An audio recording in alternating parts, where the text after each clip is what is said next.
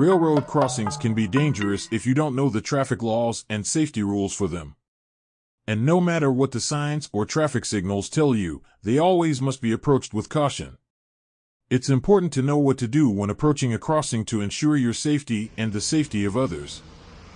As you approach a crossing, always be alert for crossing gates, flashing lights, and warning bells. These traffic control devices are used to alert drivers of oncoming trains. If you are driving towards a railroad crossing and the gates start to come down, you need to bring your vehicle to a stop before the crossing gates and wait for the train to pass and the gates to be lifted again. Do not try to drive around the gates. Never try to beat a train through a crossing. Trains can't stop quickly, and they are much larger and heavier than your vehicle. In a collision with a train and an automobile, the automobile always loses. If the crossing gates are down or the lights are flashing, it means a train is approaching. Never drive around or attempt to go under the gates. This is extremely dangerous and can lead to a tragic accident. Even if a crossing has no gates or lights, you should still always be ready to stop before crossing. Look both ways and listen for any approaching trains.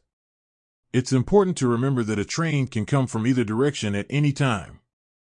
You should also be aware that some vehicles must always stop before crossing railroad tracks, regardless of what the crossing gates or lights are doing.